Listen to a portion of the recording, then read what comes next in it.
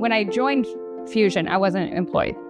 I just had military disability. So I met with Stephanie and, I told her a little bit of my history and told her about things and, told her about my faith and how much I'm trusting God through this process. Like that was a huge part of this journey as well as God.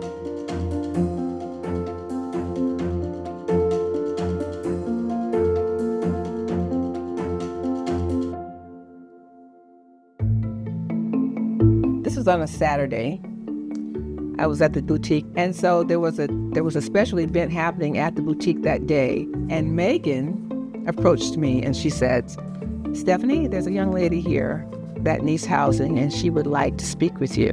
And Megan was very insistent. She came back again and she said, "Miss Stephanie, I really think you need to meet this young lady." She said, "There's something about her." And it was very helpful because she met me with such compassion that it was like, I didn't feel rushed. I didn't feel judged, because I feel like when you're homeless, people instantly think, oh, you must have did something to deserve where you're at. And that's not the case.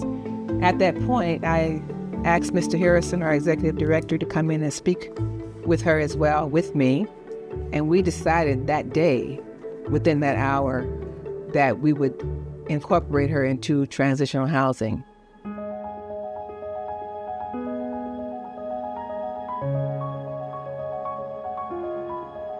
I needed rest. Emotionally, I was overwhelmed. Physically, I needed rest. My kids needed rest. And I remember going in there that first night and everybody was able to rest. So it was amazing.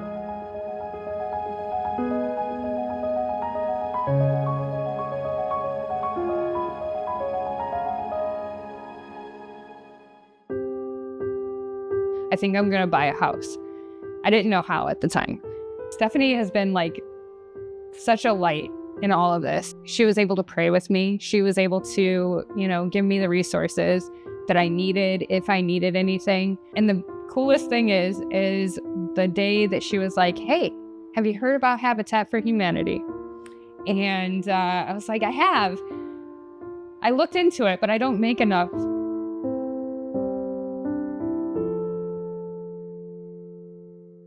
So I'm very driven, very focused. And when you have responsibilities, it's like you can't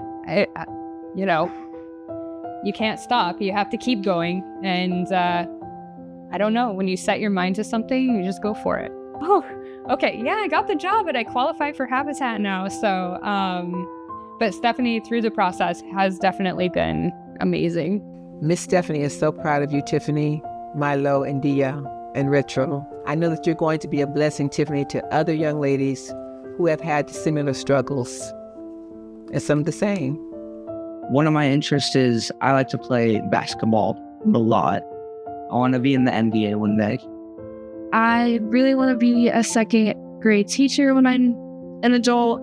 Next year, I'm going to be in Running Start to get my degree a little earlier so I can be a teacher sooner. Sitting here right now, it's very encouraging to hear both of my kids talking about their futures. Because before, it was, where are we going to be next? We moved every 2 to 3 years. And they never really looked farther than, I'm going to miss my friends. And so, sorry.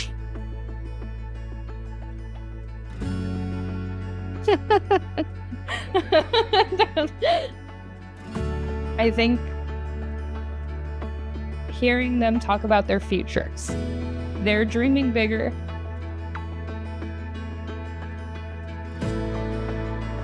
And farther out than they would have a couple of years ago. I'm sorry.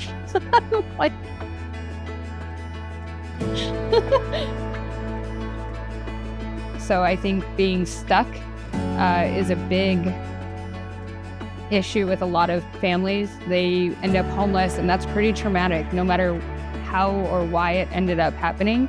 infusion opens that pathway to allow families to keep moving forward and not just broken, but they get to heal as they're moving forward.